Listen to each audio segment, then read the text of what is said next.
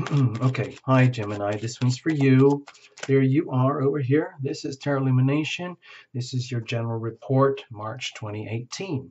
Okay, so for you, Gemini, that big Pisces stellium is happening up there in your 10th house of like career, you know, your place in this world, Dharma, destiny, all of that. So also with this big stellium, the Pisces thing, it's because it's really going to be tight on with Chiron. Sun and Chiron are going to be really close. And the Neptune thing, they're very strong too through the whole month, really amplified. It's probably gonna, I wouldn't be surprised if you get these feelings of like, oh my gosh, I'm really coming into my own when it comes to my place in this world. Finally, I'm on track, my mission, my vision, my purpose for being here. And then all of a sudden you look in the mirror, having a coffee break at work or something, you realize, oh my gosh, I just realized what's not working as well. Uh-oh. So there's going to be a bit of both of that, okay? But it's very important to understand with the Chiron energy, it's very much about you got to reveal it to heal it.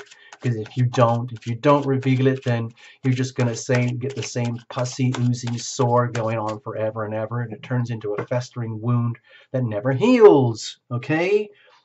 So do you want to live with that forever? No. So reveal it to heal it, okay? All right. Anyway, I don't want to scare you. So we're going to make the best of this. Okay, it's just a broad general reading, spiritual approach, so to speak, from the heart. We're going to use that journey of the heart spread. And you know, if it doesn't make sense to you, reinterpret however you want, okay? It's your readings for you, and do the cross-watching and do the sun, moon, and rising, all of it.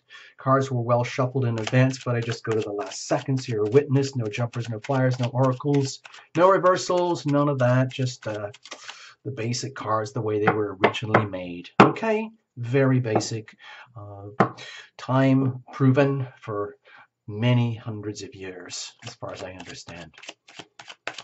All right, okay.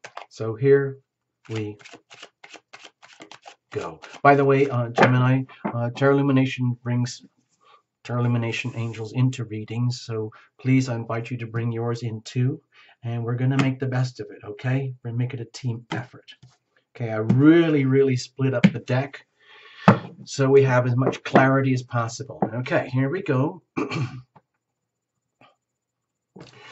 This is your heart, okay? Heart pulsing and beating, always wanting what it needs and needing to get rid of what it doesn't need anymore, okay? Just like our human heart, okay? Pumping the nutrients where they need to go, pumping away the toxins where they need to go and get rid of, okay? Over here, and it's up to us, you as a conscious waking Gemini, to feed this, support this, love this as best you can. Even though you can be very cerebral, you still have a beating heart, just like the rest of us, okay? What are you bringing in with you? Legacy. Are you all beat up from the eclipses in March, or did you have a fun, sweet ride? Because the Aquarius-Leo axis, you know, it might have been very supportive and friendly for you, you know? So we'll see. Anyway, what about the present, the ever-present now, where a lot of people don't like to be, you know, where you have all your power, but sometimes it's much easier just to abdicate this position completely and say, well, you know what, you know, what's the point in trying to fix the future? I already know it's messed up because of my history. I already know from the past that my future is doomed. A lot of people operate that way, or they operate that way without knowing it. They act as though everything is great, but they still got a lot of self-defeating behaviors buried way deep inside. And that's what we're here to fix, okay? We're not going to fix them just by pounding them with a club. We got to reveal them to heal them. So that's what we're kind of on the journey here for. All right, Gemini? So it is in the present where you have this wake up energy that's happening for you right now, March, in that career part of your life, the 10th house in terms of astrology. That's where you have the chance now to exercise the healing power of your decisions, where you activate and catalyze your so-called destiny or future. Okay, especially right now in March with the Pisces thing going on. So how do you do that effectively so that you make loving decisions that actually work for you, as opposed to like doing things on autopilot just because that's how things have been done for so long. Okay, and let's just say you do that. This is the actual heart in motion, pumping, pumping, pumping, pumping, and consequently, this would basically arrive, okay, to you. And if you're abdicating all of this energy over here, like it's nothing to do with you, and life is already predetermined, then this can feel like, you know, fate. You can say, well, it's all fated anyway, so what's the point of trying? Blah, blah, blah. You know, that's just, you know, it's kind of an excuse, an easy way out. No, we're not going to allow that to happen on this channel. Sorry, Gemini. So what if you do, let's just say you have decided you're going to make the best of this. Okay, we'll look at that in a moment. That's going to be the weather card under here.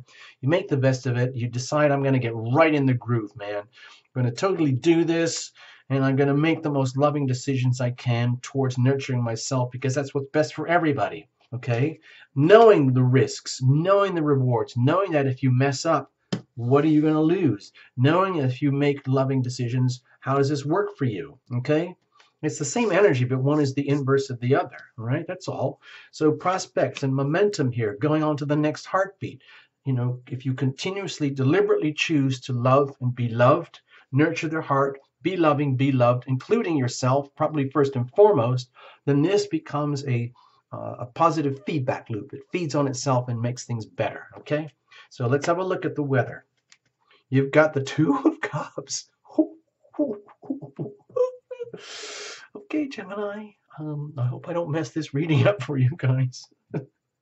Sorry about that.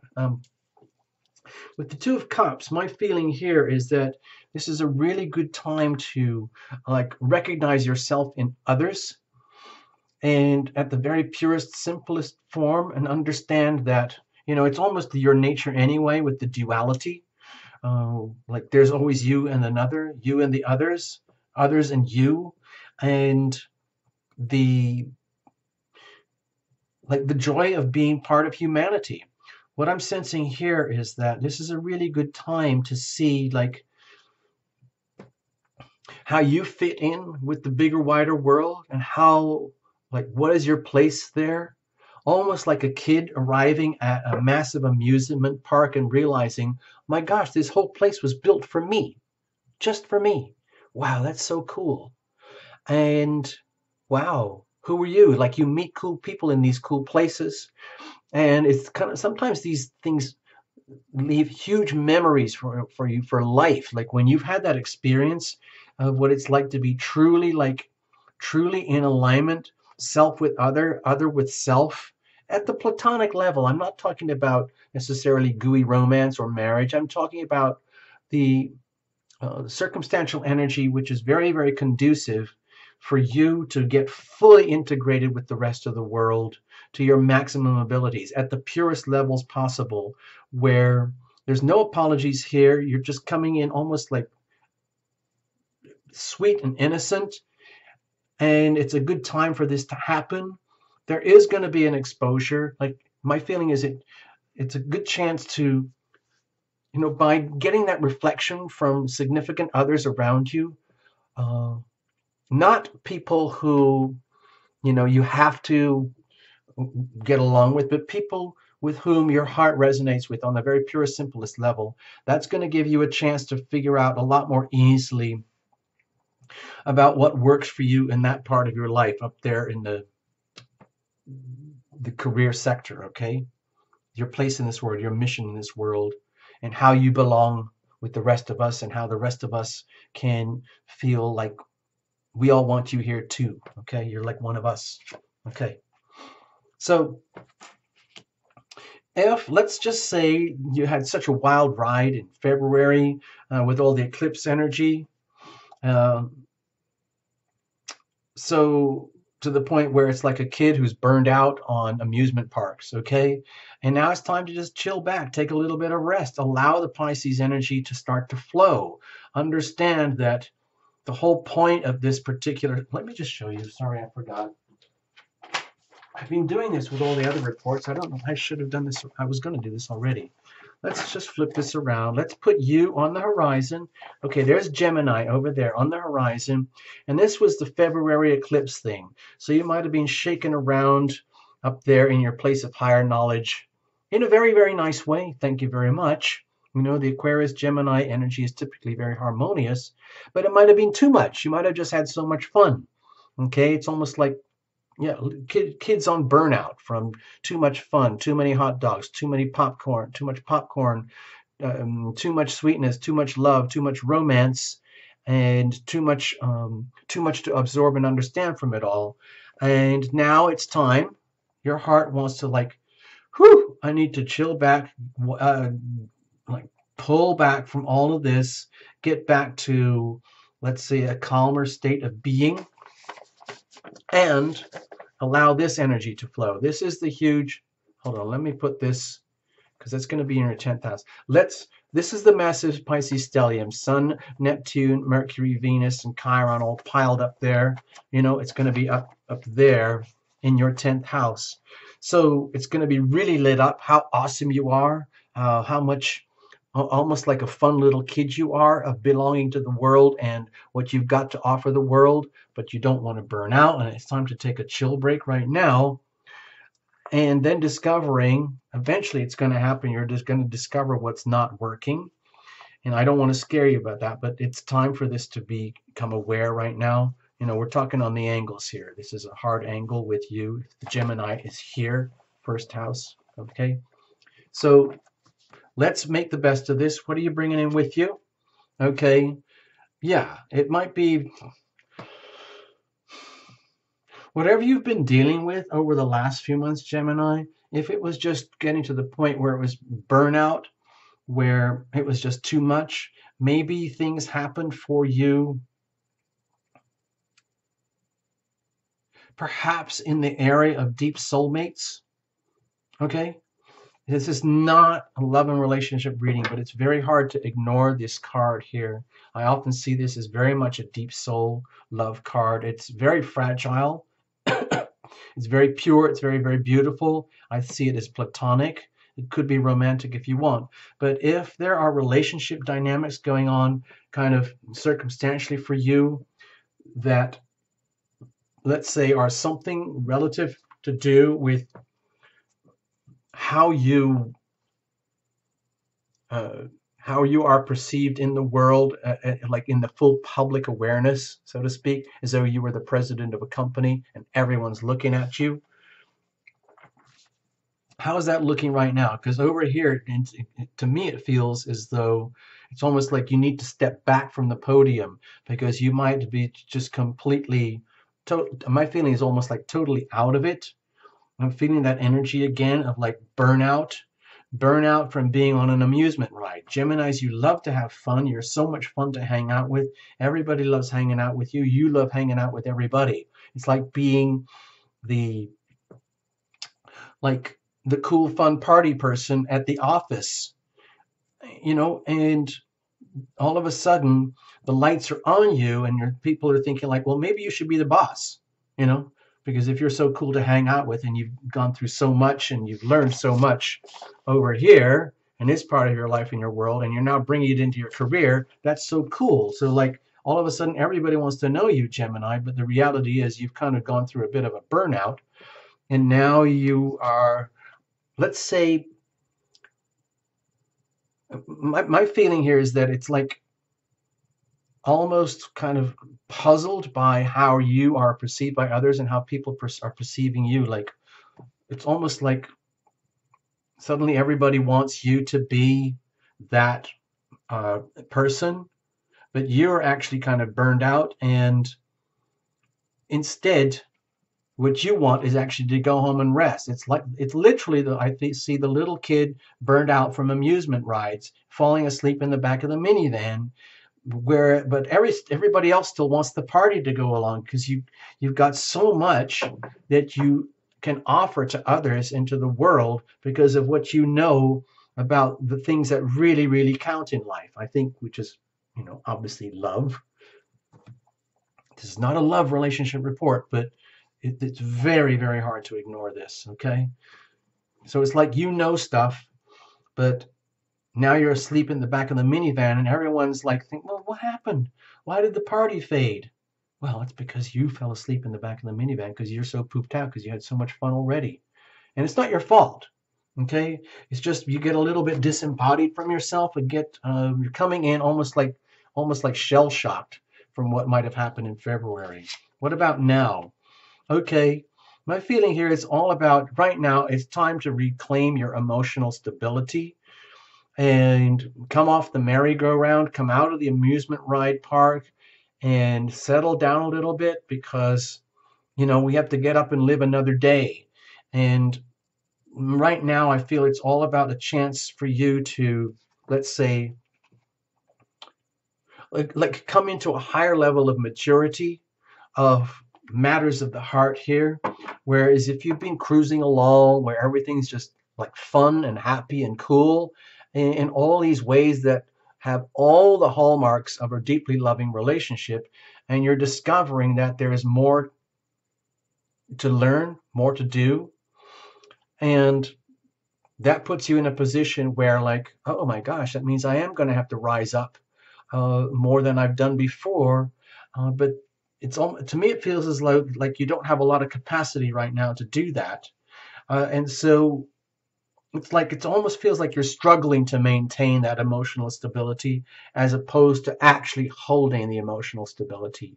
So it feels to me like if you don't give yourself a break, if you don't listen to what your heart is telling you and allow yourself to heal in those parts of your life that might have kind of like got out of control, especially like career, like if you're on a mission, like if you've got this very consuming day job or something, or if you're a parent or something, and it's been so consuming, even if it's fun, it's still consuming where you've reached burnout, then it's time to take that break, deliberately remove yourself from the environment where the burnout's happening. Maybe you've overdone it in the career department. Maybe you've just totally overdone it completely without knowing it.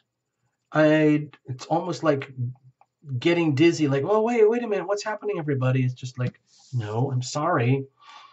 Like the heart wants to recalibrate, get its dignity back, get back into emotional stability, get back to what really, really, really counts here, and let's say maintain order and not be so swept along by things that are maybe very, let's say, ephemeral and transient, and they might be a lot of fun, but there's not a lot of substance to it. So my feeling here is to understand how valuable your circumstances are right now in terms of your relationships, your loving relationships, you with others and others with you.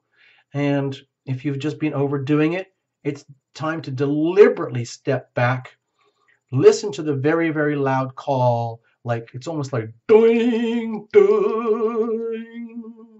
Like when you get hit by a saucepan on the head, like in those old black and white silly slapstick movies. Doing. And now it's time to recalibrate, get your emotional integrity and dignity and self-respect back in place. Decisions, okay? By deliberately, it's almost like deliberately having to call it out by saying, people, I got to go home. I got to recalibrate. I've got to let's say, reprogram, reformat myself. And I need to like really be honest. Like with the Queen of Swords here, my feeling is that it's really, really important to be honest that maybe you've just like been doing too much too quickly, and the energy is, your heart is saying, I just need a break. But the only one who can do that, who can stop yourself, is you. It's like you have to be in charge. You have to be fully in charge of you. You just can't live a life swept along by circumstances and swept along by happy this or happy that. Because it just becomes, it just leads to burnout. And so it means having to take a deliberate poise, deliberate stop and say, enough. Where like you and your full mastery of self says, I need to talk to my, let's say, my internal CEO, who happens to be female. Call it out. Call it out. Call it out. Enough is enough. You take it. I'm the boss here. You make the call, okay? And so your internal female CEO says, okay, enough is enough, everybody. It's been a fantastic party ride, but it is time to go home and rest for me, Gemini. Thank you. I don't mean to hurt your feelings, but I have to say no. Everybody leave. Everybody go home. I'm going to close the door now. Goodbye. Okay? So how do you do that effectively without like losing your momentum, losing all of this? Okay. My feeling here with the judgment is that, again, I think, look at this, with the Pisces energy, in traditional Western astrology, that would be a hard square to you. So all this energy here that's happening up in Pisces right now is a hard square with Gemini. So as much as you love to be happy, Gemini, and have fun and, almost kind of like to be at the center of the party, so to speak, if it goes too far, too much, too long, then it turns into burnout, where even you have to say enough is enough. Then that's the point where you discover what needs revealing in order to be healed. And over here, like whatever that turns out to be, I haven't seen it yet in here, but it's a chance to like reboot, restart from scratch again, knowing that if there's an awful lot of BS that's been going on that really has just been tolerated because everything was going too well, then that's no longer acceptable. It's time to like clean up. It's like if there's a, like after a party's over, everything's trash and there's a mess everywhere. You can't just leave that. Someone has to clean it up. And if it's your party, well, it's time for the cleanup campaign. So like if it was really, really trash, you'd have to forgive everybody and everyone else for the mess that you're now having to deal with. But it was your party. You set it up. So you're the one who has to deal with the cleanup campaign. So you basically bless them. You say, guys, I love you. You're wonderful. Can't wait to have you back again. But I'm going to send you invitations that say, please clean up your own doo-doo after you when you're leaving. Thank you very much, because it's not my job anymore. Okay? And no one's going to be offended. Okay? It's like setting up a Tupperware party where everybody brings their stuff and they clean it up and then take it away. And so you don't have a massive cleanup campaign after your party. So you don't have a huge, what do they call it, hangover. All right? So listen to what common sense is saying here. Take a break, chill out. You don't have to be front and center the whole time. You can treat, like if there's like an implosion that's going on in your career right now, please take that as a gift, okay? All right, let's have a look. Consequently, this whole process here would expose, to me, it feels like it would expose your own naivety in the situation without any judgment, because we're all naive and innocent in so many ways, especially in love and relationships, even though this is not a love and relationship report. It's still an exposure of your innocence here, but also your good intentions to get things back in alignment so that it's like you can get back into harmony with yourself, which is first and foremost what is most important, so that everyone and everything else in the whole world can get back into harmony with you. You're the only one who can make that happen here. In other words, you have to heal yourself. You have to make deliberate, willing decisions to heal yourself. Gosh, I'm getting so carried away. Sorry. If you mess up, then you lose all that. You lose all the opportunity of March, and it's just like you end up with a big mess. Queen of Pentacles here, that isn't working out. If you do deliberately and responsibly, say enough is enough, then it's like you have a chance to reclaim your power, reclaim your dignity, put the house and the home and the party and the career and your life back together again, and maybe take it a little bit more gently next time so that you don't get in so much deep water, okay? Hold on to your assets. Hold on to what's really, really important. You don't have to splurge it everywhere, okay? Consequently, in terms of momentum going forward, it's like you get to start again. You get to have new experiences going forward that you might have had to learn the hard way over here, so that as you have to make these really tough calls, these really deliberate calls to disengage from all the hoo-ha, the brouhaha, the pandemonium of day-to-day life, which can be thrilling and exciting, and it can be challenging all at once, and it feels like life, but sometimes you just need a break. When you do take that break and you deliberately, you know, call a major timeout, reclaim your assets, reclaim your resources, admit that you were a little naive in the process, then you get to see what's really your dues coming in. See what really, where you really do belong in terms of this world. Like, who are you in this world for real? And you'll start to see that unfold going forward, coming out of March, okay? So that's how I see it for you, okay, Gemini? I hope you get something out of this. Reinterpret however you want, watch your sun, moon, and rising, do all the cross watching and everything like that. Okay, make the best of it. Bye bye. There we go. That's better. Bye.